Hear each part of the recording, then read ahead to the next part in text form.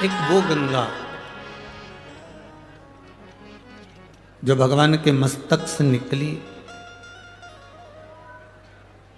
और भागीरथ बाबा के 60,000 काकाओं का उद्धार कर कर संपूर्ण विश्व का कल्याण करे।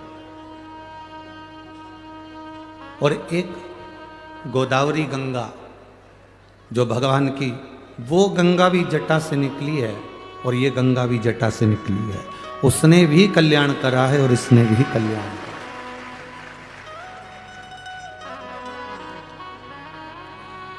गंगा ने तो कल्याण किया,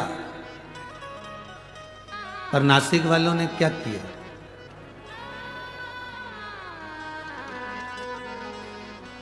कथा सुनने आए हो ना सब लोग? जम के बोलो जरा। कुछ खड़ी खोटी कह दें तो बुरा तो नहीं लगेगा? लग जाए तो कल से मत आना, ठीक है? कहे बिगड़ रहेंगे नहीं। वो गंगा ने भी कल्याण करा और इस गंगा ने, गंगा गोदावरी ने भी कल्याण करा। उस गंगा के तट पर रहने वालों ने क्या करा और आपने इस गंगा के तट पर रहने वालों ने क्या करा? गंगा को कितना स्वच्छ रखा, ये जवाबदारी गंगा के घाट पर रहने वालों पर निर्भर करती है। गंगा को कितना स्वच्छ रखना है, गंगा को कितना निर्मल रखना है, इसकी जवाबदारी गंगा के तट पर रहने वालों की होती है।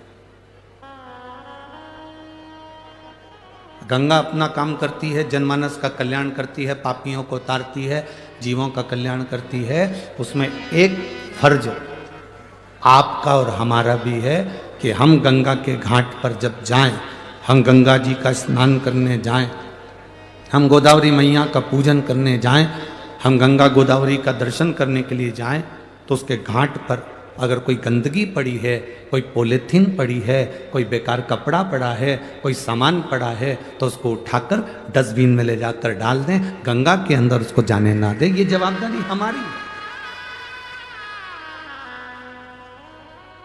गंगा जी का काम है तारना, मनुष्य का काम है कि गंगा के घाटों को स्वच्छ रखना, निर्मल रखना।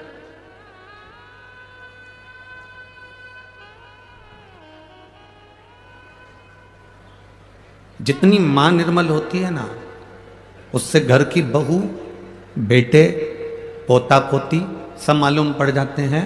अब ईमानदारी से बोलना, बहू तो बहुत जोरदार कांजीवरम की साड़ी पहने, बेटा भी एकदम अप टू डेट बनकर घूमे, जीन्स वीन्स पहन के, न टोपी वोपी लगाएंगे, न छल्ला वल्ला घुमा के, बेटा भी। पोता पोती दिन भर 24 घंटा बढ़िया कपड़े पहन के स्कूटी चलाए, न गाड़ी चलाए, न बाइक चलाए, न घूमता भी।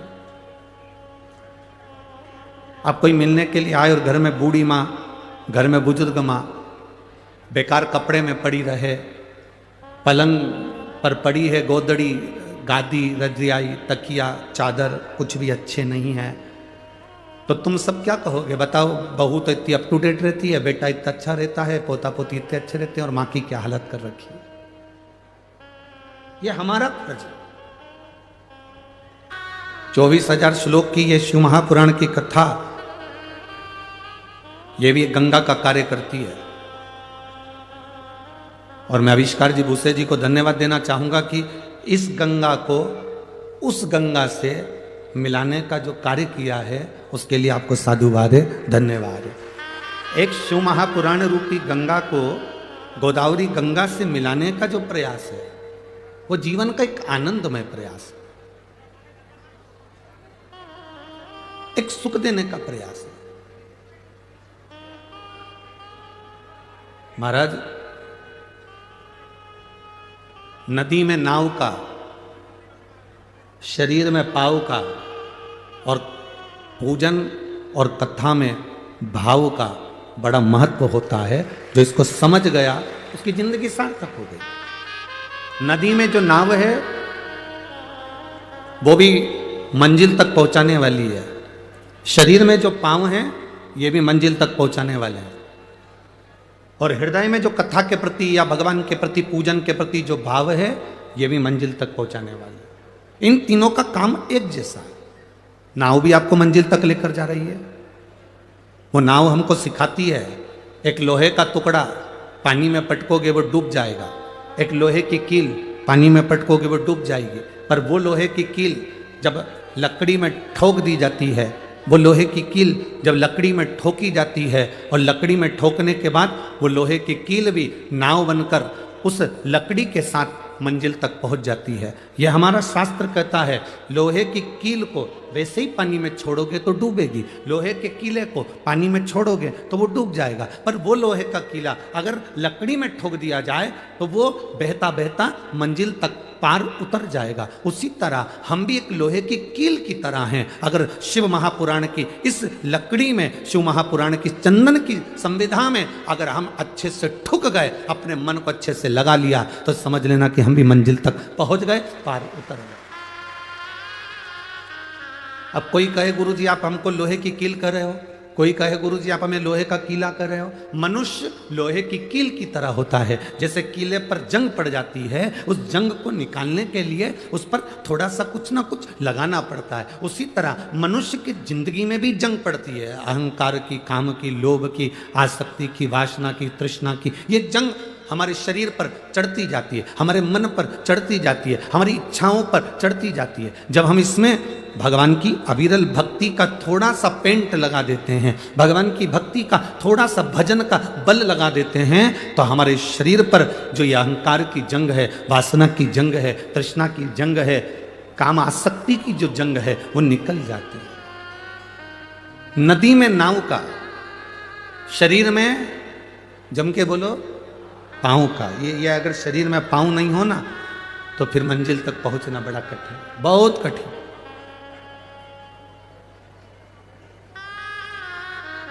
नदी में नाव मंजिल तक पहुंचा रही है, शरीर में पाँव मंजिल तक पहुंचा रहे हैं। और हमारे कथा में जो हम आए हैं, इतनी इतनी दूर दूर से आप लोग यहाँ पहुँचे हैं, बड़ी दूर से चलकर आराम से गाड़ी से पैसा लगाकर 100 रुपये, 200 रुपये, 50 रुपये ऑटो वाले को देकर, गाड़ी में डीजल वीजल डलवा कर तुम यहाँ पहुँचे हो, तो इसमें तुम्हारा जरूर भाव होगा।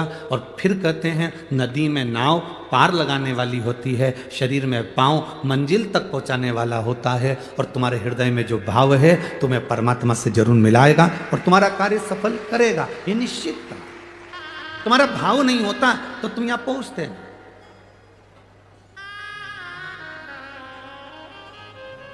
आप में से कितने लोग बैठे हैं जिनको मार ठोक के बिठाया हो? बैठे रहना, कथा में चलो, जाना पड़ेगा, कथा सुनना पड़ेगी। किसी ने कहा तुमसे ए भाऊ बोलो, तो बोला किसी ने आई, बोला नहीं। इधर किसी से बोला कि नहीं कथा में चलना पड़ेगा, कथा सुनना पड़ेगी, बस भर कर चलो, गाड़ी भर कर चलो, ट्रैक्टर भर के चलो, आइसर भर के चलो, ट्राली भर कर चलो। हाँ, अगर कोई राजनीतिक कोई सभा होती तो तुम्हें बस में भरकर लाना पड़ता, पर उसमें लाना पड़ता, इसमें तुम्हारे भाव इतने प्रबल हो गए थे भगवान शंकर के प्रति कि तुम सब दौड़ दौड़ कर स्वयं भाव से आए। केवल एक देवाधिदेव महादेव एक ऐसे हैं जो ना तुम्हारा कपड़ा देखते हैं, ना तुम्हारा आभूषण देखते हैं, ना तुम्हारा श्रृंगार देखते हैं, ना तुम्हारा शरीर देखते हैं। केवल एक देवाधिदेव महादेव ऐसे हैं जो तुम्हारे हृदय का भाव देखते हैं कि यहाँ जो आया है वो मेरे लिए आया कि नहीं आया। शंकर जी के मंदिर में 1 लोटा जल चढ़ाया तो भाव से चढ़ाया कि नहीं चढ़ाया, दिखावे से तो नहीं चढ़ा रहा, मेरा भजन दिखावे से तो नहीं कर रहा, वो केवल भाव देखता, वो केवल निर्मल स्वभाव देखता। शिव को ना तुम्हारे वस्त्र से मतलब है, शिव को ना तुम्हारे श्रृंगार से मतलब है, शिव को ना तुम्हारे आभूषण से मतलब है, शिव को ना तुम्हारी जमीन से मतलब है, शिव को ना तुम्हारे आभूषणों से मतलब है, ना तुम्हारी जायदाद से मतलब है। तुम कौन सी भाषा बोल रहे हो, शंकर को तुम्हारी भाषा से भी कोई मतलब नहीं है, ना तुम्हारे वस्त्र से, ना तुम्हारी भाषा से। शंकर कभी तुम्हारी भाषा और वस्त्र से प्रकट नहीं होता, शंकर केवल तुम्हारे भाव से, तुम्हारे सच्चे हृदय से शिव प्रकट होना जानते हैं। केवल तुम्हारा निर्मल मन सो मोहि पावा। आपका भाव कैसा है?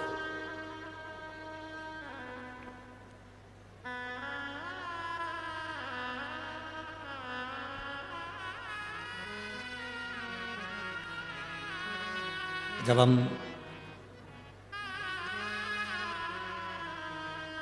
आज दोपहर में सुबह के टाइम यहां पर पहुंचे,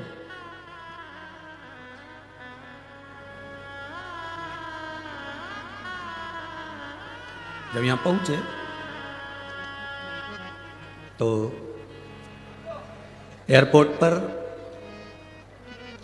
जो हमको गाड़ी में बिठाकर एयरपोर्ट तक लेकर आए, फ्लाइट से वहां तक, उनका नाम हमें स्मरण में नहीं आ रहा। उनकी भी जमीन यहीं कहीं बाजू में लगी, कहीं हमारे आसपास में कथा हो रही है। उन्होंने हमसे एक प्रश्न किया, नाम का स्मरण तो हमको नहीं आ रहा क्योंकि इतना ध्यान नहीं है, पर उन्होंने एक बहुत अच्छा प्रश्न किया। उन्होंने गाड़ी कर ली धीमे, धीरे धीरे चलाते चलाते पूछे, गुरुजी पहला तो नासिक में आपका स्वागत है, दूसरा हमारा ये प्रश्न है कि भगवान का भजन कैसे करें?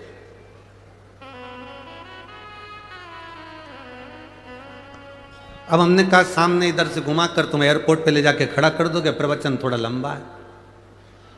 अब हम बोलेंगे कि भजन कैसे कर, उसका प्रश्न था भगवान का भजन कैसे करें। फिर भी हमने कहा एक बार कबीरा का एक संवाद अपनी जिंदगी में जरूर उतारना। दो बहन चक्की पर बैठकर गेहूं पीस रही थी, आटा बना रही थी। एक पीसती जाए, उसमें से गेहूं का दाना उठा के मुंह में डालती जाए। नासिक की भी कई जीजियों की आदत है, ऐसा नहीं है? दाना लिया मुंह में डाला। दूसरी भी पीसती जाए, मुख में दाना नहीं डाल रही, फिर उसने लिया मुंह में डाल लिया, फिर पीसती जाए। दूसरी बहन ने देखा आधे घंटा हो गया, 1 घंटा हो गया, ये गेहूं का दाना उठाती है मुंह में डाल लेती है, फिर दाना उठाती है फिर मुंह में डाल लेती है, ये कोई अच्छी बात है? बहन ने बहन से कहा तेरे में बुद्धि नहीं है, अकल नहीं है, मूर्ख है तू, बिल्कुल चतुराई नहीं तेरे में, क्या कर रही है ये?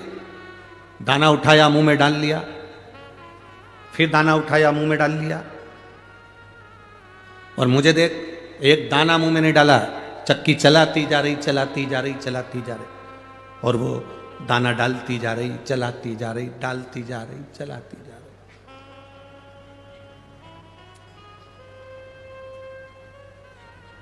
दाना खत्म हो गया, आटे की बोरी दोनों ने उठाई, लेके जा रही थी। रास्ते में बहुत सारा कीचड़ था, पानी पड़ा था, खड्डा था, कीचड़ में दोनों का पांव फिसला, आटे की बोरी का आटा पूरा कीचड़ में डूब गया। सबसे ज्यादा दुख किसको हुआ? बोलो तो ही जीजियो, बोलो जरा, ए नासिक की जीजियो, और जितने नासिक के जीजा उन बैठे अच्छे से बोलो, सबसे ज्यादा दुख किसको हुआ? जिसने एक दाना भी मुंह में नहीं डाला था, बेचारी लगी रही, लगी रही, लगी रही, और उसको दुख नहीं हुआ, उसको लगा कि गिर गया तो कोई बात नहीं, अपन तो निपटा लिए, अपन तो निपटा, अपने को क्या टेंशन। हमने उससे कहा कबीरदास जी का ये चरित्र अपनी जिंदगी में उतारना। एक वो होता है जो दिन भर 24 घंटे लगा रहता है और कभी भगवान का भजन नहीं कर पाता, और एक वो होती है काम करती जा रही है, दाना चकती जा रही है, काम करती जा रही है और शिव महापुराण सुनती जा रही है।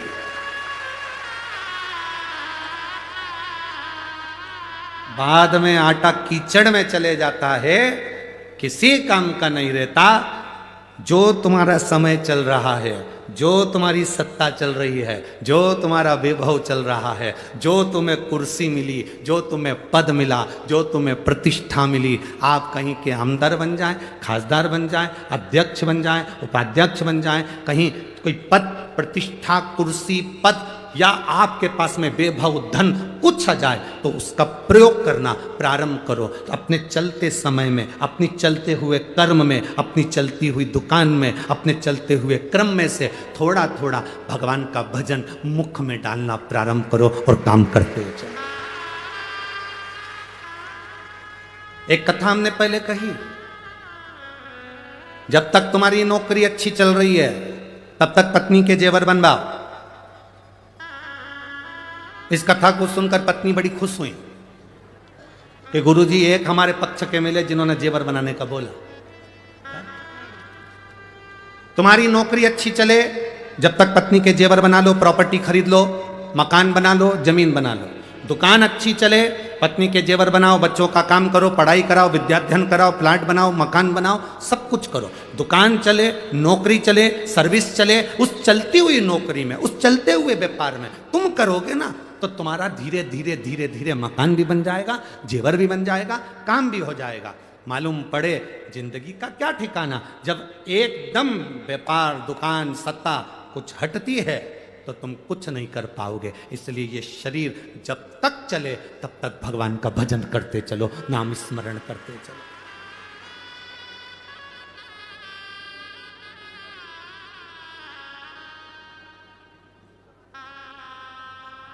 आप लोगों ने सुना होगा, पहले कथा में कहा था, जब तक शरीर चले और तुम्हारे घर में चले, दो चीजें हैं।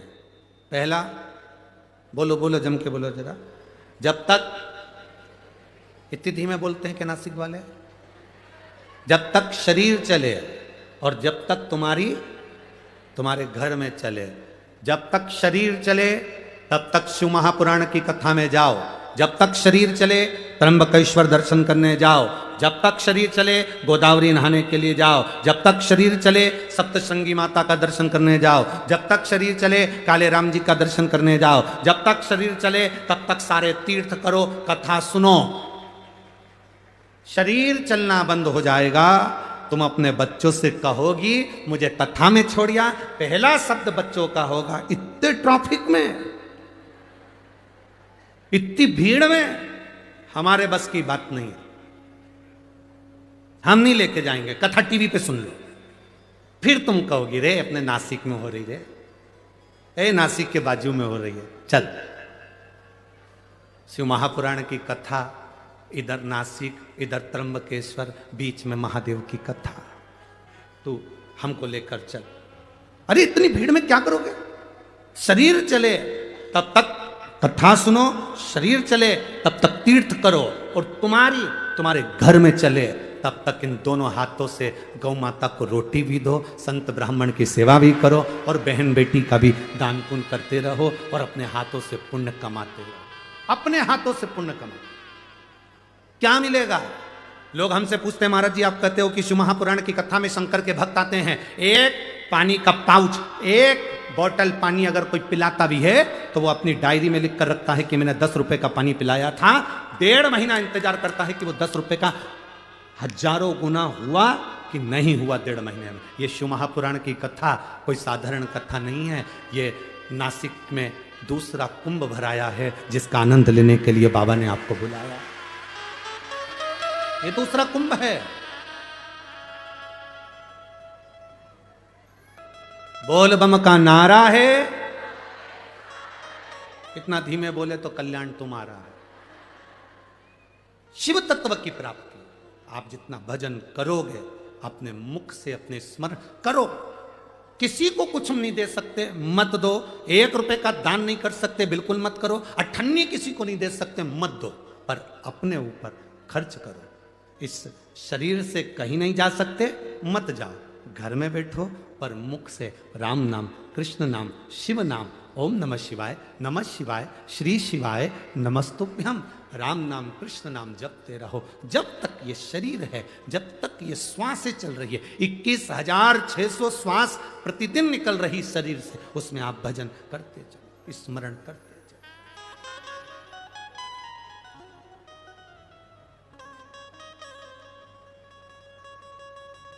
जितना भजन कर सकते हो उतना करो। अरे मिलती है राम नाम की दौलत कभी कभी, होती है अपने नासिक में शिव पुराण कभी कभी। बड़ी मुश्किल से मिली है, बड़ी मुश्किल से। एक माता ने तो लिखा है पत्र में,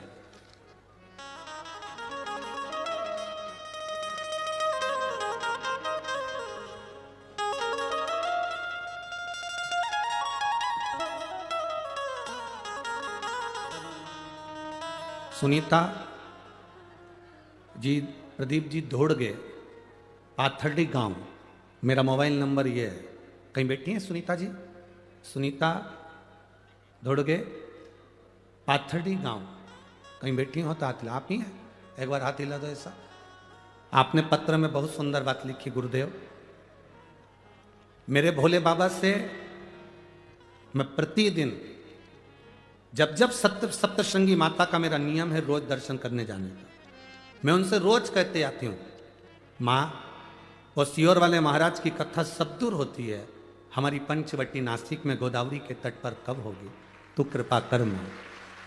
गुरुदेव 3 महीने से एक दिन भी माता का दरवाजा नहीं छोड़ा, रोज जाती हूँ और एक ही बात कहती हूँ कि हमारे नासिक में एक बार पाथर्डी में शिव महापुराण की कथा हो।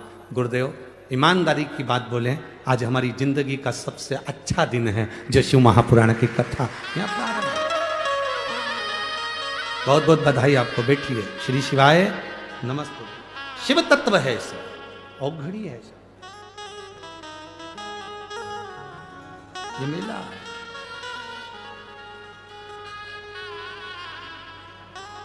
और यदि ये मिला है शरीर तो थोड़ा भजन, थोड़ा कीर्तन अपनी जिंदगी में करो।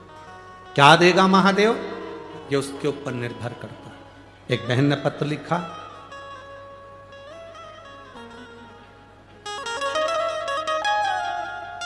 चिंदी है हो, दिख जाएगा इसको।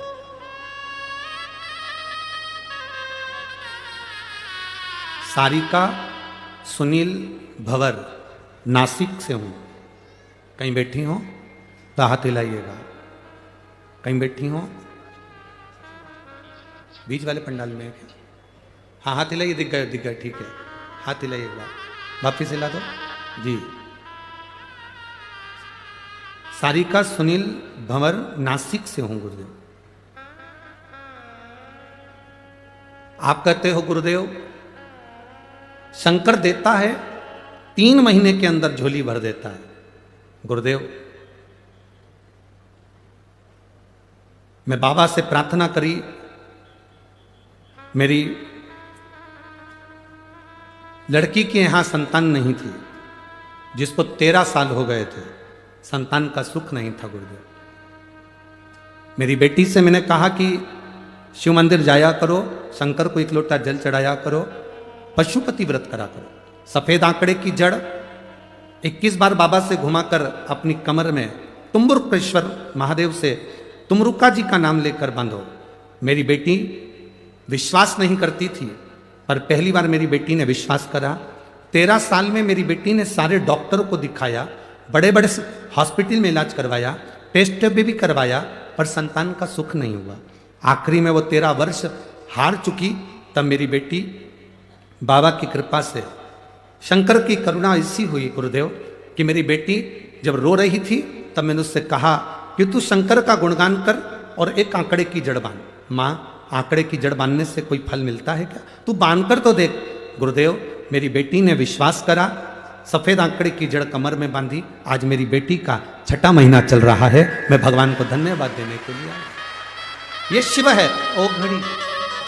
बैठिए बहन, एक बार हाथ हिला दो। श्री शिवाय नमस्तुभ्यम। बैठ जाइए। ये शिव है ओ शंकर त्रिकालदर्शी। जितने यहां कथा सुनने बैठे हो, बाबा ने अगर आपको यहां बुलाया है, कार्तिक के महीने में दामोदर मास में गोदावरी के तट पर बैठकर त्र्यंबकेश्वर बाबा की साक्षी में, कपालेश्वर महादेव की साक्षी में, सीताराम सरकार की इस पवित्र भूमि पर पंचवटी में आप अगर कथा को श्रवण कर रहे हो तो ये विश्वास मानकर चलना कि कहीं ना कहीं शंकर के आप बड़े परम प्रिय हो, इसलिए शिव जी आपका हाथ पकड़कर यहां बुला। कुछ कृपा उसने करी, जब तक वो कृपा नहीं करता तब तक कोई आता नहीं। गौतम बाबा विराजमान, जब गौतम ऋषि की धर्मपत्नी माहिल्या अपनी भक्ति में तल्लीन रहती, भजन में तल्लीन रहती, एक पुरुष में ईर्ष्या कम होती है। पुरुष से कम ईर्ष्या रखता है।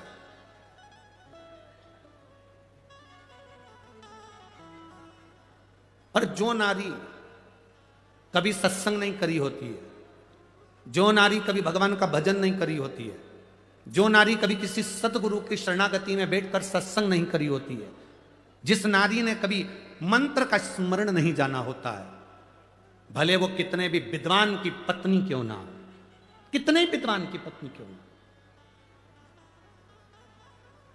उसके अंदर ईर्ष्या भरा जाती है। वो कितने विद्वान की पत्नी क्यों ना। ये गोदावरी मैया के प्रागट्य की जो कथा है, गौतम बाबा की धर्म पत्नी भगवान की भक्ति में रमने वाली, भजन करने वाली, कीर्तन करने वाली, स्मरण करने वाली, किसी के दिखावे में नहीं पड़ती थी, दिन रात भगवान की भक्ति में डूबती थी। उन्हीं बाबा के आश्रम के नजदीक में बहुत सारे ब्राह्मण रहते थे, उन ब्राह्मणों की धर्म पत्नियां भी वहां रहती थी।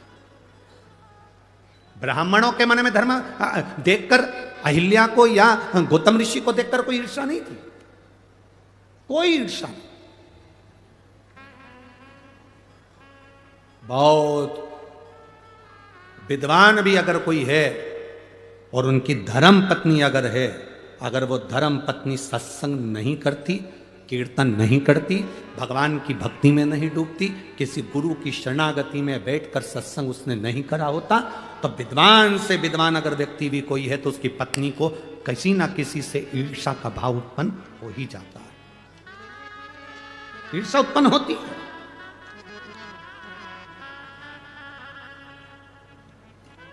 शिव महापुराण की कथा सुनने के लिए जितने भक्त यहां पहुंचते हैं, शंकर भगवान की कथा सुनने के लिए जितने जितने भक्त कथा के पंडाल में पहुंचते हैं, टीवी पर कथा देखते हैं, मोबाइल पर कथा श्रवण करते हैं, जितने भक्त यहां कथा सुनने के लिए पहुंचते हैं, इनके मन में कभी ईर्ष्या नहीं रहती। उसका कारण केवल एक होता है, हमें कथा सुनने जाना है, कौन आगे बैठा हमें उससे मतलब नहीं, कौन पीछे बैठा हमें उससे कोई मतलब नहीं। कथा शंकर भगवान की शिव महापुराण का जो श्रोता होता है उसके हृदय में ईर्ष्या नहीं होती। वो अपने साथ बैग के अंदर एक पन्नी लेकर चलता है, एक बिछाने की दरी लेकर चलता है, एक छाता लेकर चलता है, 2 पानी की बोलो बोलो जम के बोलो बॉटल लेकर चलता है। उसको मालूम है कथा का पंडाल सुबह 10 बजे 11 बजे 12 बजे तक पूरा फुल हो जाएगा, मुझे बैठने की जगह नहीं मिल सकती क्योंकि मैं लेट जा रही हूँ। उसने अपने झोले के अंदर एक दरी रख ली, उसने अपने झोले के अंदर 2 पानी की बोतल रख ली, उसने अपने दरी के उसके झोले के अंदर एक छाता रख लिया। उसको मालूम है कि मैं कहीं पर भी बैठ जाऊंगी और मुझे ये शिव महापुराण की कथा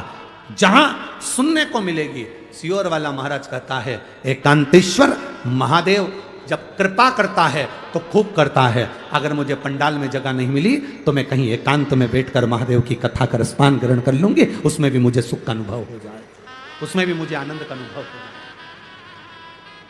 उसमें भी मुझे एक रसतत्व प्राप्त हो जाएगा, भगवान की अविरल भक्ति प्राप्त हो जाएगी। ये वो जानती है, ये उसके चित्त में है, ये उसके हृदय में है, ये उसकी चित्तवृत्ति में विराजमान है, ये उसके हृदय में विराजमान, और ये उसके हृदय के बीच मध्य में बैठा हुआ कि वो शिव है तो वो आनंदता देता है।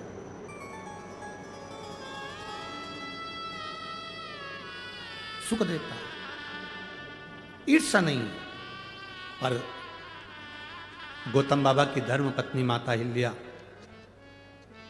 सुबह उठना, बुआरी लगाना, रंगोली डाल देना, जल छोड़ देना, पूरे आनंद के साथ गौतम ऋषि जिस शिव भक्ति में लगे रहते थे, अहिल्या माता उनकी शंकर के पार्थिव शिवलिंग का निर्माण करने के लिए मट्टी को तैयार करती थी। इस पंचवटी भूमि का सबसे बड़ा प्रमाण है इस नासिक की धरा, गोदावरी की तट का सबसे बड़ा प्रमाण दो है।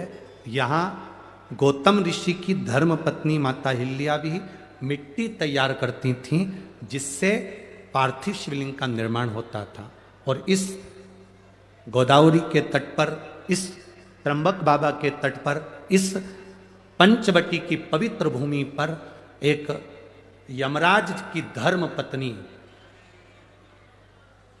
एक यमराज की धर्म पत्नी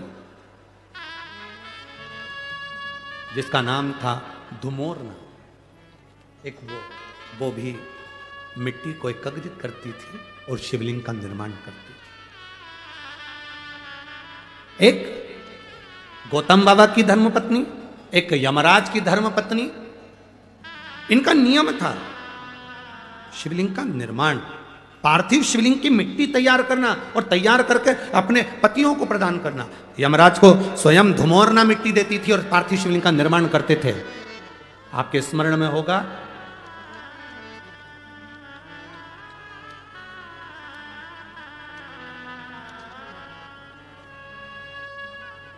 एक बार यमराज ने स्वयं ब्रह्मा जी से प्रश्न किया था, स्मरण करिएगा, गर्ग संहिता, कूर्म पुराण और ब्रह्म विवर्त पुराण का यह संवाद बड़ा सुंदर है। आज देव दीपावली के इस पवित्र कथा का लाभ अपन ले रहे हैं, अपने भीतर उतारिएगा। यमराज, धर्मराज स्वयं यमराज ब्रह्मा जी के पास में गए।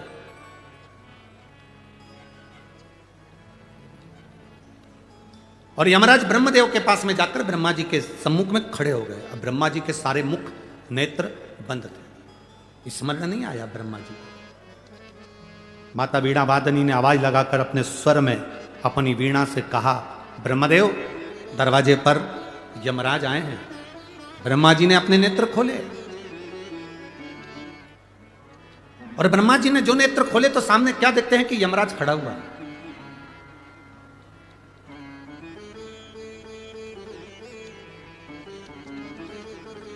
सम्मुख में यमराज खड़ा।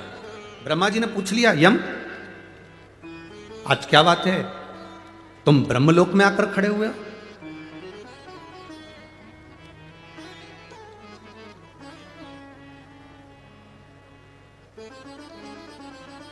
यमराज ने कहा, ब्रह्मा जी, मैं संसार के पापी जीवों को नरक का भोग भुगताता हूं। मैं मृत्यु लोक से आने वाले जितने जितने पापी जीव हैं, इनको यम का, नरक का भोग भुगताता हूं। इन जीवों को जब नरक का भोग भुगताता हूंगा तो उसका थोड़ा ना थोड़ा दोष मुझे भी तो लगता होगा। ब्रह्मा जी ने कहा, आप तो पूरा निर्णय देने के बाद भोग भुगताते हो तो आपको पाप लगना ही नहीं चाहिए।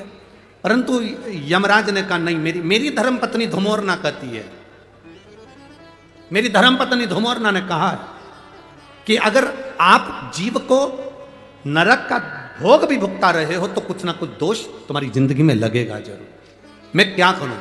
ब्रह्मा जी ने कहा, इसका उत्तर तो मैं नहीं दे सकता, पर इसका उत्तर आपको भगवान नारायण दे सकते हैं। यमराज उसी समय पर ब्रह्मा जी को प्रणाम करे, यमराज के वहां से सीधे भगवान नारायण के पास पहुंच गए। नारायण के दरवाजे पर जैसी बैकुंठ में पहुंचे, माता लक्ष्मी नारायण के चरण दबा रही थी और यमराज ने आकर भगवान के चरणों को प्रणाम करा। जय जयकार हो प्रभु, श्रीमन नारायण, हर हर महादेव, प्रणाम कर। पूछा, लक्ष्मी जी चरण दबा रही थी, लक्ष्मी जी ने संवाद किया, प्रभु यम आए हैं। भगवान नारायण के नेत्र खुले, उठकर भगवान नारायण बैठे, क्या बात है यम, कैसे आना हुआ? यम ने कहा, जीवों को जब मैं त्राण देता हूं, जीवों को जब मैं नरक भुगताता हूं, उस समय पर मेरे को भी तो दोष लगता होगा। उस दोष की मुक्ति कैसे, उस दोष का निवारण कैसे? भगवान नारायण ने कहा, सुनो यम,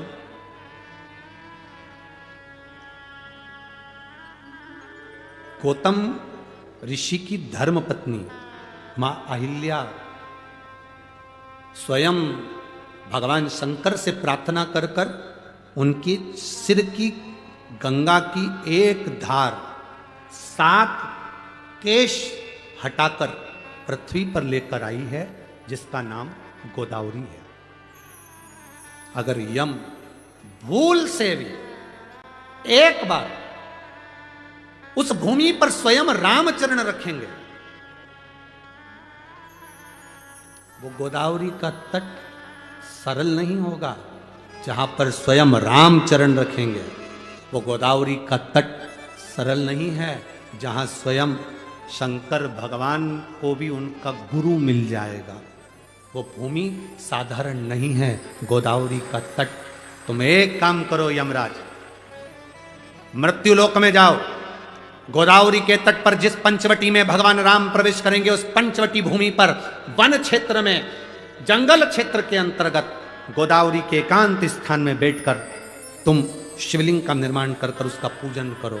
तुम्हारी जिंदगी में अगर कोई जीव का दोष भी होगा तो वो समाप्त हो जाएगा। कैसा भी दोष हो समाप्त हो जाता है।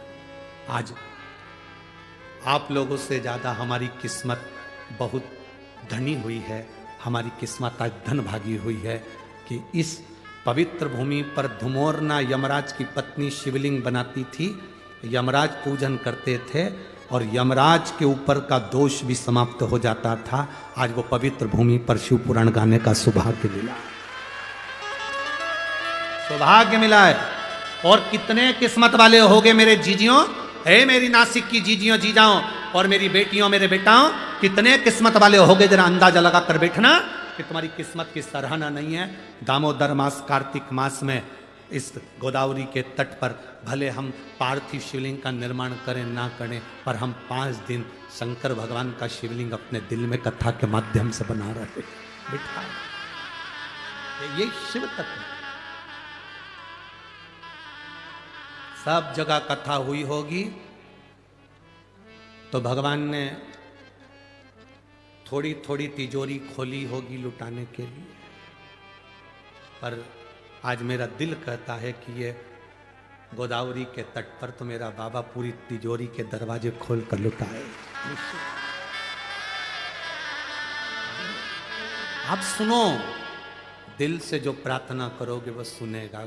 एक तो तट गोदावरी का, त्र्यंबक बाबा की साक्षी है, त्र्यंबक बाबा इधर कपालेश्वर की साक्षी है, कपालेश्वर। जब हम कथा में आ रहे थे, जब ऊपर चढ़े तो आते से हमने वो नंदी को देखा, वो बैठा, तुमने देखा कि नहीं देखा?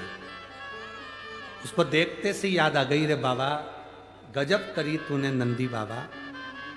शंकर भगवान पर ब्रह्मा जी की हत्या का दोष लगा था और नंदी तू बछड़े का रूप लाकर शंकर भगवान को इस गोदावरी पर लाकर छोड़ दिया था और ब्रह्म हत्या से मुक्त करा दिया था। इस नंदी ने बछड़े का रूप रखकर ब्रह्म हत्या से भगवान शिव को मुक्त करा दिया था। आज विचार करो, और नंदी वास एकांत में बैठा हुआ इस शिव महापुराण की ओर देखकर आप और हमको भी यही ज्ञान दे रहा है कि तुम सबको ना जाने कितने पाप से मुक्त कर दूंगा 5 दिन की इस कथा में। इतने, और जितने लोग आस्था चैनल पर सुन रहे हैं, जितने फेसबुक यूट्यूब पर कथा सुन रहे हैं, आप अपने हृदय में चित्र रमाकर देव दीपावली शिव महापुराण की कथा को सुन रहे हो। देव दिवाली जो प्रारंभ हुई थी वो त्रिपुरासुर के वध के बाद देवताओं ने इस दिवाली को मनाया था। उस कथा का रसतत्व ग्रहण करने का तुम्हें और हमको सौभाग्य मिला है।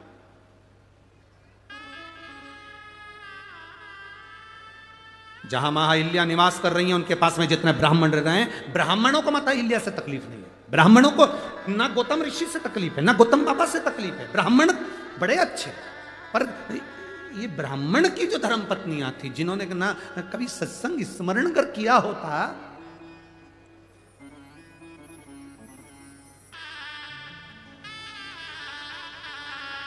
जिसका पति बहुत विद्वान है, जिसका पति बहुत ज्ञानवान है, बहुत विद्वान है,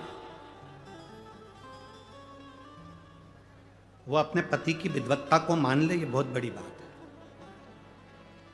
कौन विद्वान की? चंद्रघंटा, विद्वान की जगदम्बा, वो मान ले, बहुत बड़ी बात है। एक पंडित जी प्रवचन में बोल रहे थे, चतुर्मास में 4 महीना बैंगन नहीं खाना चाहिए। कौन बोले? बोलो बोलो, जम के बोलो। एक पंडित जी प्रवचन में, कथा में बोल रहे थे 4 महीना चतुर्मास में बैंगन नहीं खाना चाहिए, दोष लगता है। पत्नी भी कथा में बैठी थी, घर गई, भोजन बनाया, मूंग की दाल, रोटी, बेसन बना दिया। पति ने चिल्लाकर कहा, क्यों रही? अभी 2 दिन पहले मैं बैंगन लाया था, तूने बनाया नहीं। पत्नी बोली, तुम ही तो प्रवचन में बोले कि चतुर्मास में 4 महीना बैंगन नहीं खाना चाहिए। पति माथा ठोक कर बोला, चौकी की कथा को चूल्हे तक क्यों लाई? ये चौकी की कथा थी, इसे चूल्हे तक क्यों लाई? किसी ने एक बार प्रश्न किया था कि हम शंकर जी के मंदिर जाते हैं और हमसे कोई गलती हो जाती है तो शंकर जी क्या क्रोध करते हैं? शंकर जी क्या क्रोध करेंगे? शिव महापुराण की कथा कहती है शंकर जी का नाम है भोला। क्या नाम है?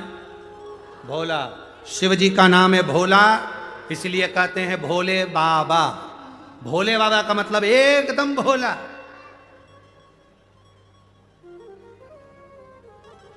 भूतों को भोजन करना आता है क्या? जम के बोलो जरा, अरे जम के बोलो। भूतों को भोजन करना आता है? भूत प्रेत को 5 स्टार होटल में जाना आता है? नहीं।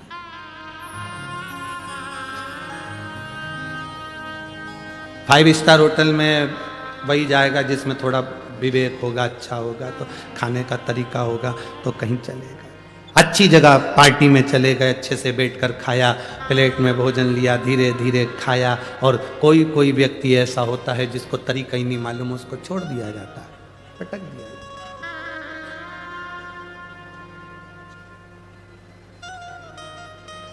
अब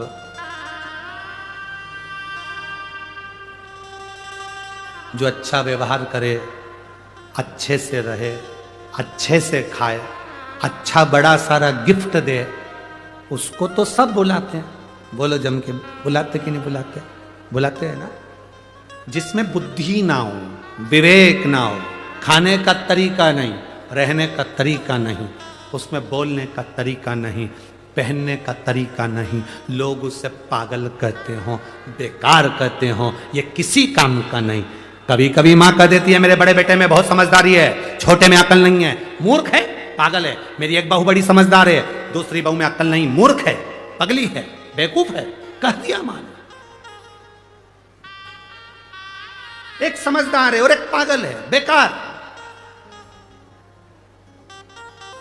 जो समझदार है उसको दुनिया अपना बनाती है, और जो बेवकूफ है, पागल है, जिसको दुनिया ठुकरा देती है, उसको महादेव अपना बना लेते हैं। उसको महादेव अपना बना। भूतों को कौन पूछेगा? प्रेतों को कौन पूछेगा? गरीबों को कौन पूछेगा?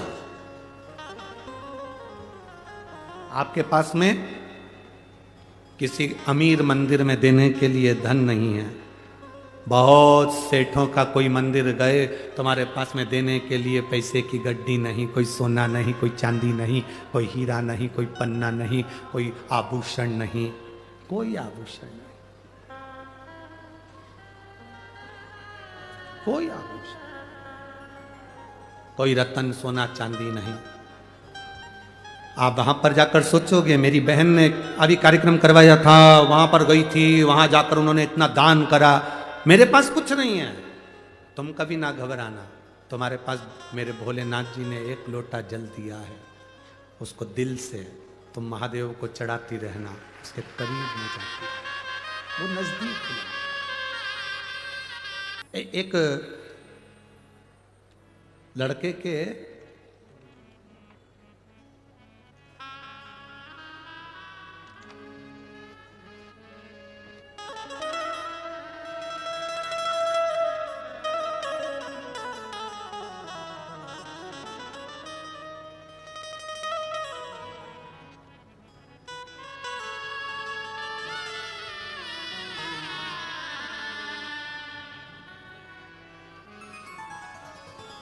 मैं संगीता प्रवीण गोस्वामी हनुमान नगर मोतीवाला कॉलेज के पास गंगापुर रोड नासिक महाराष्ट्र से हूँ। मेरा मोबाइल नंबर ये है। कहीं बैठी हैं तो हाथ हिला सकती हैं। हाँ आप ही हैं, एक बार वापस हाथ हिला दो जी। मैं संगीता प्रवीण गोस्वामी हनुमान नगर मोतीवाला कॉलेज के पास गंगापुर रोड नासिक महाराष्ट्र से हूँ। मालेगांव में जो कथा हुई थी तब हमें पता चला कि बाबा की कृपा क्या होती है। गुरुदेव, मेरी बड़ी दीदी के गले में गठान हो गई, जिस गठान का ऑपरेशन करने के लिए डॉक्टर ने कह दिया गठान का ऑपरेशन होगा, तो डॉक्टर ने कहा इनकी आवाज जा सकती है और ये गठान जो है ये कैंसर की है।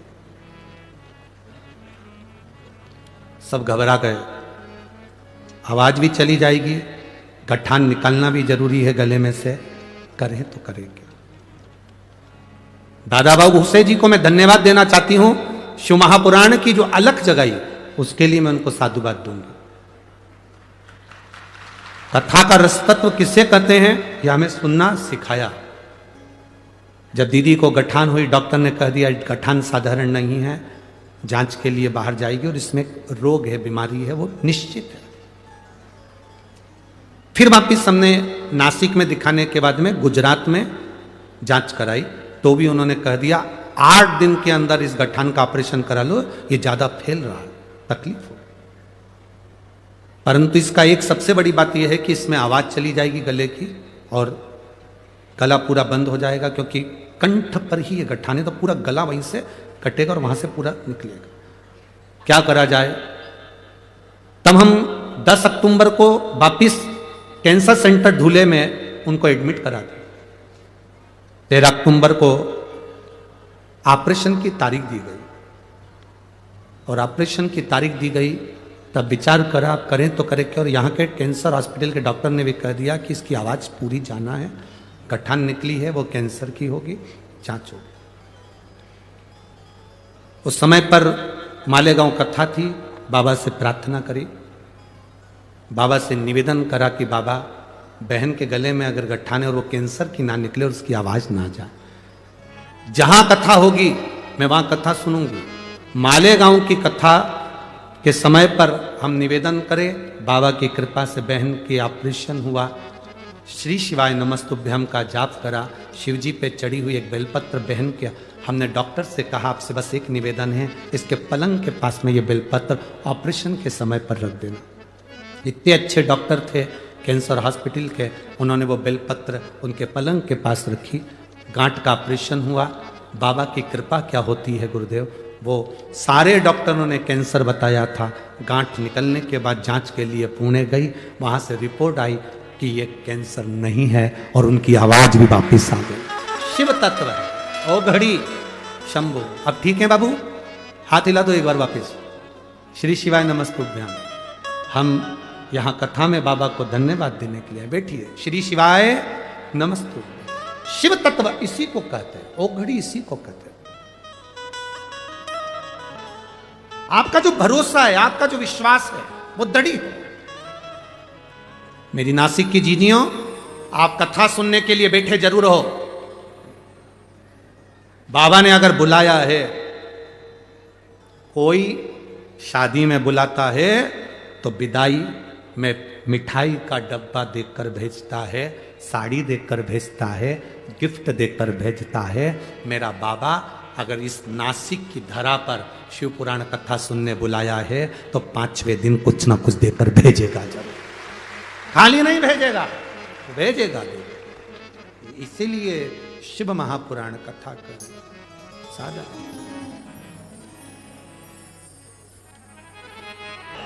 मंत्र का जाप करते हुए बाबा से अपने मन की बात बाबा भोलेनाथ जी से दिल से कहिएगा। जहाँ जगह मिले वहाँ बैठिए और बाबा से प्रार्थना करिए। जितने कार्यकर्ता खड़े रहें वो भी बैठकर बाबा से प्रार्थना करें। ये बार बार मौका नहीं मिलता कि नासिक में शिव महापुराण की कथा, कुबेर भंडारी का ये भंडार आप लोगों को बार बार मिले। दिल से प्रार्थना करें। जिसको आता है अपने उच्च स्वर में भगवान से कहे। श्री शिवाय नमस्तुभ्यं। श्री शिवाय नमस्तुभ्यं। श्री शिवाय नमस्तुभ्यं। श्री शिवाय नमस्तुभ्यं। श्री शिवाय नमस्तुभ्यं। भगवान शिव की कथा तो ओगरदानी का संवाद कर रहा। ईर्षा दूर रहे। गौतम बाबा की धर्मपत्नी माता अहिल्या से जो ब्राह्मण नजदीक में निवास कर रहे थे, उनकी जो धर्मपत्नी थी, उन्होंने ईर्षा रखी।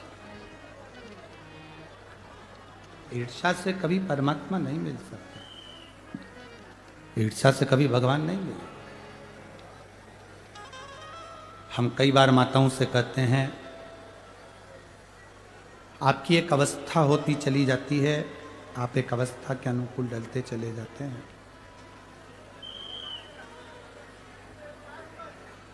जब अवस्था के अनुकूल आप ढलते चले जाएं तो धीरे धीरे ये प्रयास करा करो कि परिवार, घर, गृहस्थी, थोड़ा सा परिवार में रहो। हम मना नहीं करेंगे, घर में रहो, हमारा कभी मना नहीं है, बहुत अच्छे से रहो। पर जैसे जैसे आपकी अवस्था बढ़ती चली जाए, घर के काम में, परिवार के कुछ कार्य जो महिलाएं करती हैं, माताएं करती हैं, बहुएं करती हैं, उसमें टोकना थोड़ा कम कर दो। उससे क्या होगा? आपकी जिंदगी सार्थक होगी। हमें दूसरे से मतलब नहीं, आपके जीवन से मतलब है। आपका जीवन सार्थक हो जाए। थोड़ा भी अगर अपनी जिंदगी में हम उतारेंगे तो उसका सुख मिलेगा। ब्राह्मणों की पत्नी ने ब्राह्मणों से कह दिया, वो अहिल्या मट्टी तैयार करती है, शिवलिंग बनवाती है अपने पति से, और पति उस शिवलिंग का पूजन करते हैं। इतनी भक्ति में डूबी रहती है कि लोग आते हैं, उसके चरण छू कर जाते हैं, उसको प्रणाम कर कर जाते हैं।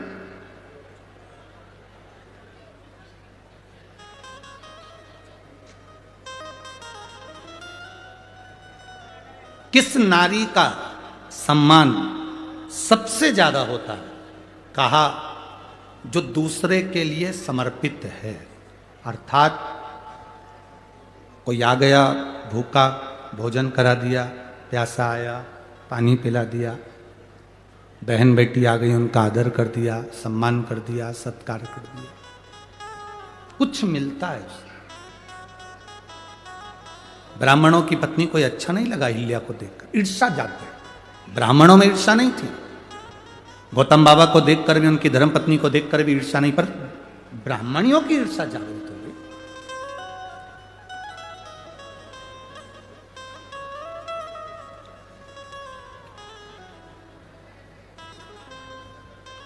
अब जब ईर्ष्या जागृत हो गई, तब ब्राह्मणियों ने अपने अपने पतियों से कहा, सुनो, ये गौतम ऋषि की पत्नी और गौतम ऋषि हमारी भूमि पर नहीं रहना चाहिए, इनको धक्के मारकर निकाल दो, ऐसा कुछ करो कि इनका पद, प्रतिष्ठा, इज्जत, सम्मान सब घट जाए।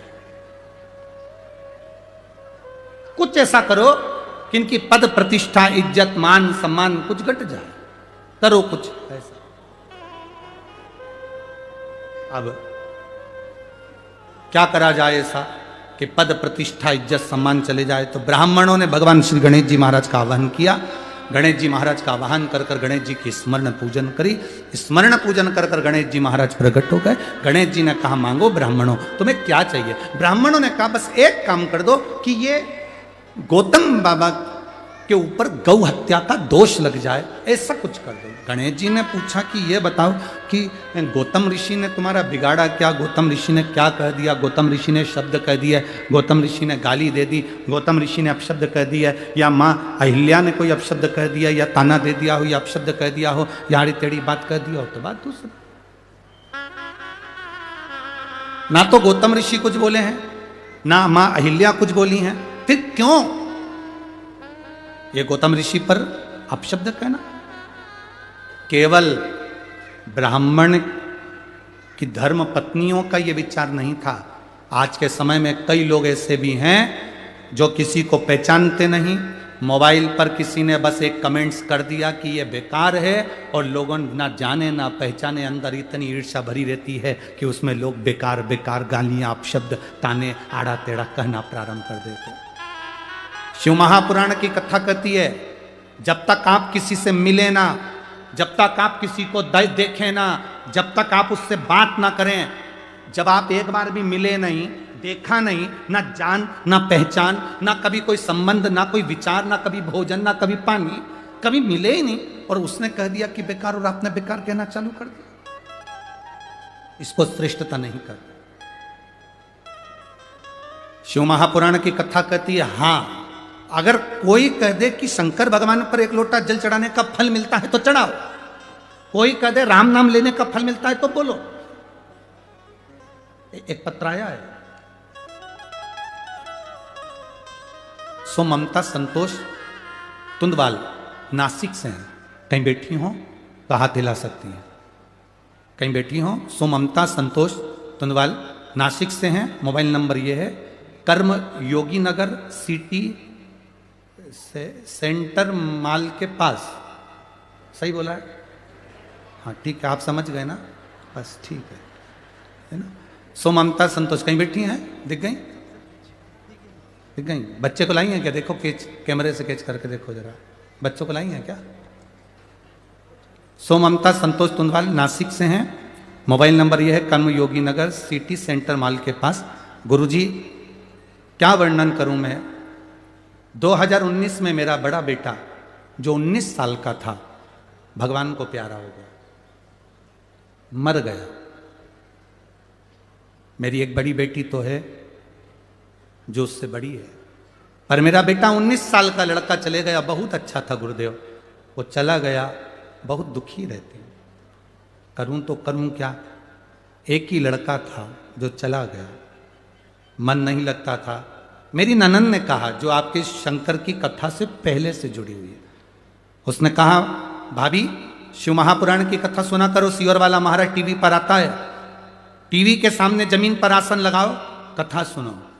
उस समय गुरुजी आपने कथा में कहा था, जो मांगोगे वो मिलता है, कहीं पर भी बैठकर कथा सुनो, चाहे पंडाल हो, टीवी हो, मोबाइल हो, बस दिल से जब श्री शिवाय नमस्तुभ्यम बोला जाता है तब आंख स्मरण कर बंद कर कर उससे प्रार्थना करी जाती है। गुरुदेव मैंने टीवी के सामने बैठकर बाबा से प्रार्थना करना प्रारंभ करी, मेरा बेटा चले गया, मुझे वो बेटा चाहिए।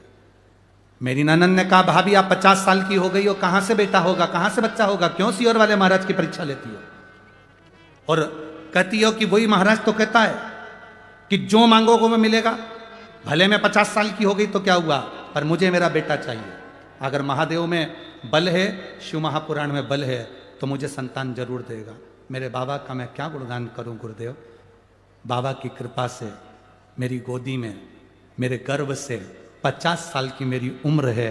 2021 को 11 मार्च को मेरा बेटा बाबा ने दे दिया। बेटी हो तो हाथ हिला सकती हूँ, बच्चा है साथ में, लिया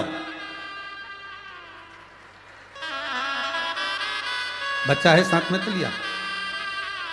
11 मार्च 2021 को बाबा की कृपा से मेरी उम्र भले 50 साल की है गुरुदेव, पर मेरे बाबा ने आपका व्यासपीठ से कहा गया एक भी वचन खाली नहीं जाता गुरुदेव।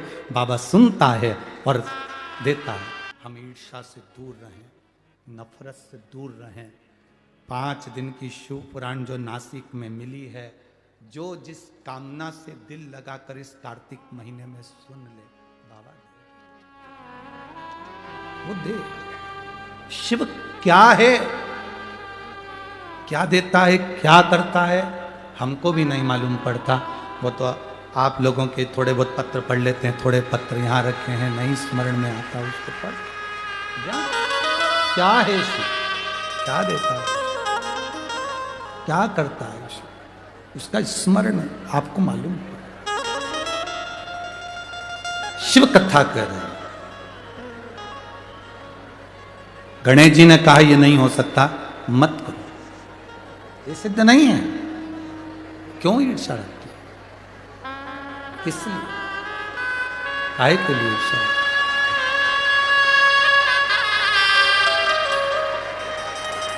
क्यों ईर्ष्या? किस बात की ईर्ष्या अपनी जिंदगी में रखना? किस बात की ईर्ष्या? और उस ईर्ष्या से कारण क्या?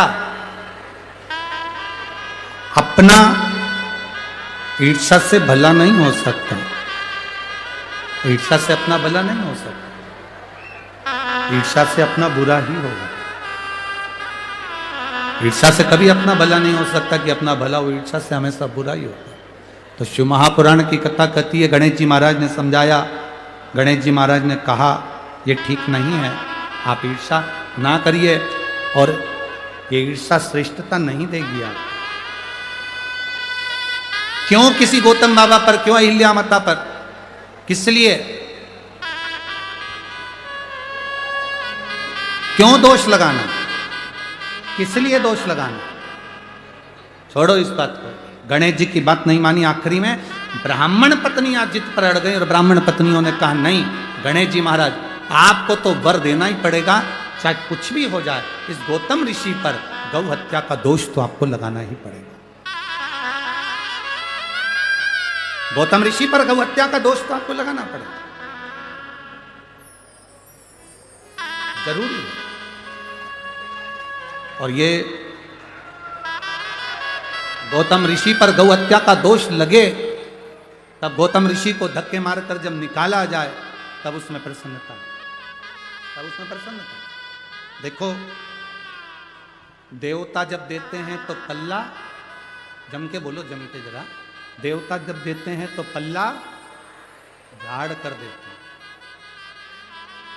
और महादेव जब देते हैं तो छप्पर आड़ के देते हैं। उसकी देने की रीति अलग, उसकी देने की रीत अलग।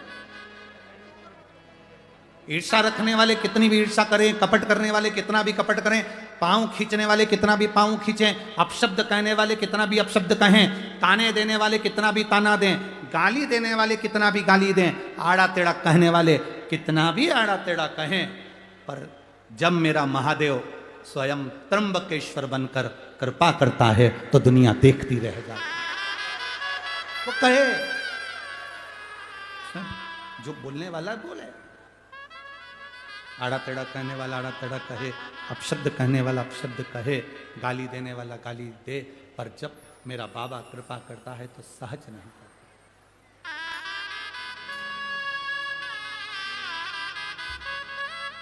2021 में 11 मार्च के दिन बाबा ने जुड़वा बच्चे दिए थे इनको, एक बेटा एक बेटी। जोरदार ताली बजाइए।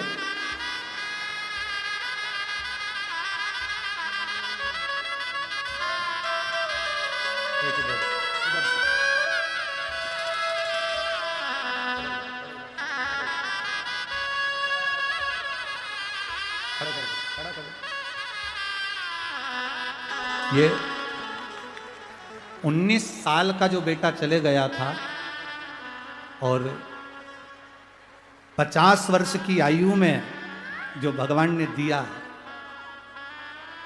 एक नहीं बाबा ने छप्पर फाड़ कर दिया। जोरदार ताली बजा।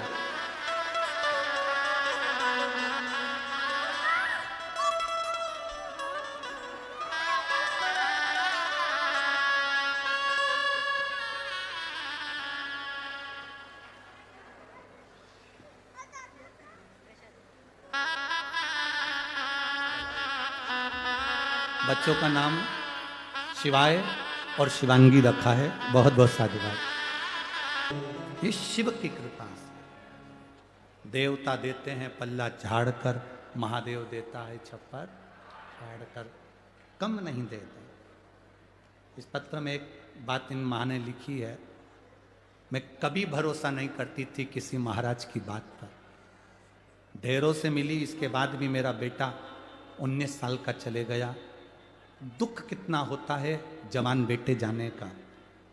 पर गुरुजी आपकी शिव पुराण वास्तव में शंकर खुद बोलता है और एक नहीं, एक की जगह दो देता है। शिव तत्व वो देने वाला, उसकी कृपा क्या होती है वो स्वयं जाने, स्वयं। शिव कथा कह रही है, गणेश जी ने समझाया, नहीं मानी, और गणेश जी के समझाने पर भी नहीं मानी। तब गणेश जी गाय बन गए और गणेश जी गौ माता बनकर, दुर्बली सी गाय बनकर, दुर्बल सी गाय बनकर वहां विहार करने लगे। गौतम बाबा की उस कुटिया में विहार घूम रहे। आज गणेश जी को भी प्रसन्नता है कि मैं किस जगह पर गया हूं, किस जगह पर। जिन गौतम ऋषि की इस तपोस्थली में, जहां शंकर के पार्थिव शिवलिंग का निर्माण होता है, जहां माता अहिल्या मिट्टी को मसकर सुंदर तैयार कर कर पार्थिव शिवलिंग का निर्माण करती है, और उस निर्माण का सुख गौतम ऋषि के आनंद में, दर्शन में होता है। आज मुझे प्रसन्नता है कि आज गणेश जी सोच रहे हैं, विचार कर रहे हैं कि मैं इतनी सुंदर जगह पहुंचा। प्रसन्नता। जैसे देवराज नाम के ब्राह्मण को चोरी का धन ले जाकर शंकर जी के मंदिर में बैठ गया था और उसको अंदाजा नहीं था क्या मुझे कैलाश धाम मिल सकता है, क्या मुझे कैलाश धाम मिलेगा, उसको अंदाजा नहीं था क्या कैलाश मिल सकता है। शरीर में बुखार है, ताप पड़ रहा है, कष्ट हो रहा है, शिव मंदिर के अंदर चोरी के धन की पोटली लेकर बैठ गया, ताप कष्ट बहुत था, बुखार।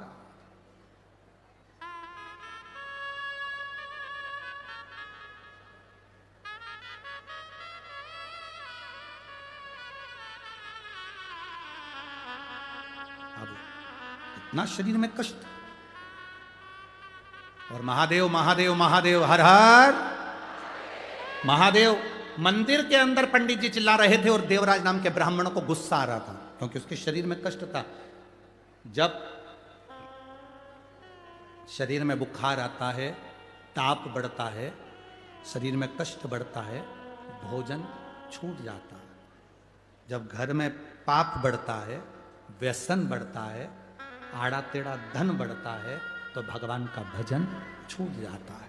तुम रोज पहले तुम भगवान के व्रत कर लेती थी, तकलीफ नहीं आती थी, पूजन कर लेती थी, तकलीफ नहीं आती थी, नवरात्रे गणेश जी सब अच्छे से करती थी। अब जैसे जैसे बहुएं आ गई, परिवार बढ़ गया, पोता पोती नाती पंती सब होते चले गए, घर में पूजन का मन नहीं करता, अब अच्छे से कोई पूजन पाठ नहीं होता, मन नहीं लगता। समझ लेना, बुखार बढ़ा तो भोजन छूटा, शरीर में ताप बढ़ा तो भोजन छूटा, पेट दुखा, सिर दुखा, कुछ भी दुखा तो भोजन छूटा।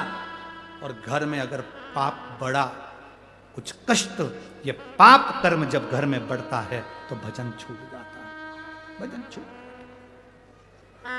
आज देवराज मंदिर से बाहर निकला, बेलपत्री के वृक्ष के नीचे देवराज बैठ गया, शरीर में कष्ट था, बहुत कांप रहा था, बेलपत्र के वृक्ष के नीचे उसके प्राण छूट गए, प्राण छूटे।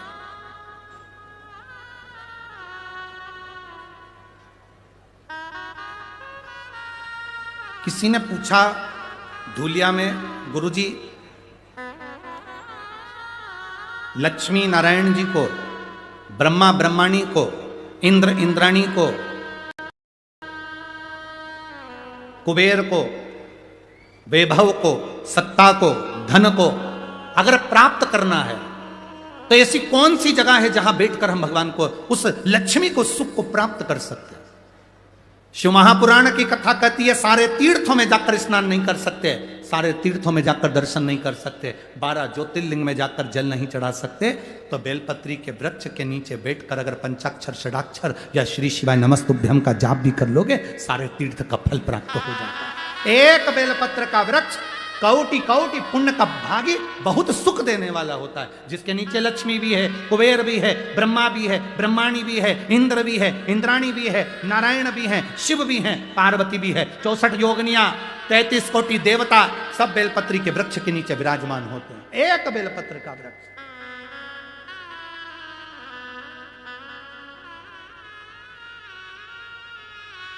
लोग हमसे कहते हैं गुरुजी आपके पास में कोई माला हो ना तो हमको दे दो, हमारे पास में एक बेलपत्र रहती है पोथी की, हम वो दे देते।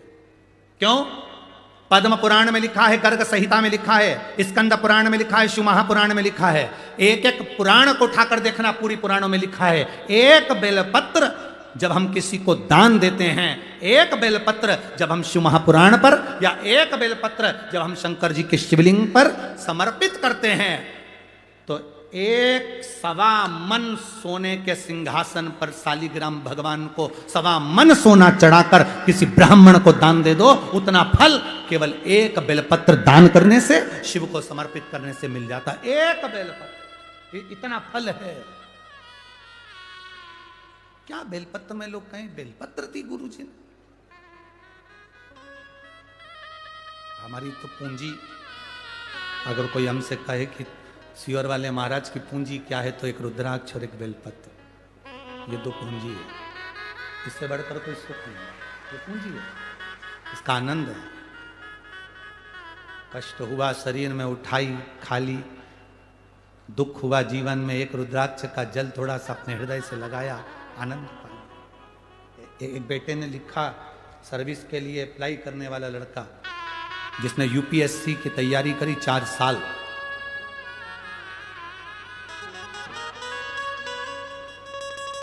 बाबा में ठाणे से सो योगिता पुरुषोत्तम पाटिल, गांव कंकराज, तहसील पारोला, जलगांव। मेरा बड़ा बेटा चिरंजीवी सागर पुरुषोत्तम पाटिल 4 साल से यूपीएससी की तैयारी कर रहा था। कहीं बैठी हो तो हाथ हिला सकती हैं, अगर कहीं बैठी हो तो हाथ हिला सकती हैं। ठाणे से सो योगिता पुरुषोत्तम पाटिल, गांव कंकराज, तहसील पारोला, जलगांव। मेरा बड़ा बेटा चिरंजीवी सागर पुरुषोत्तम पाटिल 4 साल से यूपीएससी के एग्जाम की तैयारी कर रहा था। कहीं बैठी हो तो हाथ हिला सकती हैं। इतनी मेहनत करी गुरुजी, पर कोई फल नहीं मिला। 1 नंबर से कभी 2 नंबर से यूपीएससी में रह जाता था। अब 2022 में UPSC central armed police force का एक एग्जाम उसने भरना चाहा, पर उसने मेरे से कहा मां मुश्किल है कि इसमें मेरा हो। मैंने भी कह दिया, सियोर वाला महाराज कहता है एक बेलपत्र पर शहद लगाकर शिव को चढ़ाने पर अपनी मेहनत पूरी करो और एक बेलपत्र शंकर को समर्पित करो, उसका फल जरूर मिलता है। गुरुदेव उसको विश्वास नहीं था, क्योंकि बच्चे हैं आजकल के, भरोसा नहीं करते। मेरे बेटे ने फिर वापिस वही क्रम करा। उसने बेलपत्र भी लगाई, तो भी उसका फर्स्ट लिस्ट जो आना थी, उस लिस्ट में 1 नंबर से रह गया। मेरा बेटा टूट गया। उसने कहा मां देखा, तुम जबरदस्ती महाराजों के प्रवचन सुनती रहती हो और कहती रहती हो सियोर वाले ने बताया, सियोर वाले ने बताया। क्या बताया? मैं रह गया। मेरी माँ ने कहा तू चिंता ना कर, शिव के मंदिर जाया कर। मैं मंदिर फिर जाने लगा। मन तो उदास था कि 1 नंबर से फिर रह गया, पर बाबा कुबेर भंडारी है। 8 अगस्त 2023 को बाबा की ऐसी कृपा हुई कि जो 1 नंबर से रहा था, वो 1 नंबर की पहली लिस्ट में तो नहीं आया, पर दूसरी नंबर की लिस्ट में मेरे बेटे का सिलेक्शन हो गया। 14 अगस्त को शिवरात्रि का सुंदर पार्थिव शिवलिंग का निर्माण करा। बाबा की कृपा किसको कहते हैं गुरुदेव? बाबा ने ऐसी कृपा कर दी कि आज मेरा बेटा बीएसएफ का सबसे बड़ा असिस्टेंट कमांडर की पोस्ट पर उसकी ज्वाइनिंग हो गई। मैं बाबा को नमन करते हैं। शिव तत्व है। कहीं बैठी हो तो हाथ हिला सकती हो। शिव तत्व, ओघड़ी, शंभु, इसी को कहते हैं। शंकर एक विश्वास जागृत करो, एक अंदर से भरोसा जागृत करो। शिव है क्या, उसको पहचानने का प्रयास करो। जिस दिन तुम देव अधिदेव महादेव को पहचान गए, उस दिन तुम्हारी जिंदगी सार्थक हो जाएगी। बिंदु देवराज के प्राण छूटे, कैलाश धाम गया क्योंकि माता ने जल चढ़ाया, तो जल चढ़ाने का फल मिलता है। दुनिया भले हंसे तुम पर कि पानी चढ़ाने से क्या होता है, बेलपत्र चढ़ाने से क्या होता है, शिव महापुराण की कथा सुनने से क्या होता है, पर 5 दिन की शिव महापुराण की कथा पंडाल में बैठकर नासिक की मेरी जीजियां, मेरे जीजा, मेरी बेटी, मेरे बेटा, आप कथा जरूर सुन लोगे। और 5 दिन की कथा सुनने के बाद तारीख लिख कर रखना कि मैंने ये कथा इतनी तारीख को सुनी थी। इंतजार जरूर करना, जो दिल से मांगा है इंतजार करना, मेरा बाबा देखकर जरूर भेजेगा। जल्दी नहीं होगा, थोड़ी देरी हो सकती है। जब 19 साल का बेटा चले गया तो उस बेटे की जगह 50 साल की आयु में भी अगर वो 2 बच्चे दे सकता है तो वो कृपा करने में देरी नहीं कर सकता, समय लग सकता, थोड़ी देरी हो सकती। अरे बिंदु ब्राह्मण प्राण छूटे प्रेत की योनि में चले गया। चंचुला देवी ने शंकर पार्वती से कहकर शिव महापुराण की कथा कर। शिव महापुराण का अगर कोई यजमान होता है तो शिव और पार्वती होते हैं। शिव महापुराण का यजमान बनने का सौभाग्य मिला हो, पोथी पूजन का सौभाग्य मिला हो, आरती का यजमान बनने का सौभाग्य मिला हो, भजन करने का सौभाग्य मिला हो, पोथी पर एक बेलपत्र चढ़ाने का सौभाग्य अगर मिला हो तो समझ लेना कि बाबा ने कृपा कर कर आपको शंकर और पार्वती का पद प्रदान करा है, जो तुम यजमान बनकर पोथी का पूजन कर रहे हो, आरती कर रहा है, स्मरण कर रहा है। करोड़ों का धन लगा दो तो भी ये सुख की अनुभूति नहीं हो सकती जो बाबा के श्री चरणों का सुख है। चंचुला देवी ने कथा सुनी, तुमरुका जी कथा कर रहे हैं, बाबा भोलेनाथ ईश्वर जी और गोरा जी बनकर शिव पुराण की कथा सुनने के लिए आ रहे हैं। गणागोर बनकर बाबा पधारे। जोरदार ताली बजाइए ईश्वर जी गोरा जी के लिए। सुंदर ईश्वर जी गोरा जी बनकर भगवान देव दिव्य महादेव पधार रहे हैं। हर हर महा। कल की कथा में मां गोदावरी के प्रागट्य की कथा का स्मरण करेंगे, आगे बढ़ेंगे देव दीपावली का स्मरण करते हुए। लक्ष्मी जी को देव दीपावली के दिन कैसे पूजा जाता है उसका स्मरण कल की कथा में करेंगे। नासिक शहर की यह पवित्र भूमि पंचवटी में जो कथा हो रही है, 4 दिन की कथा और भाव से है, उसको दिल से श्रवण करें। हर हर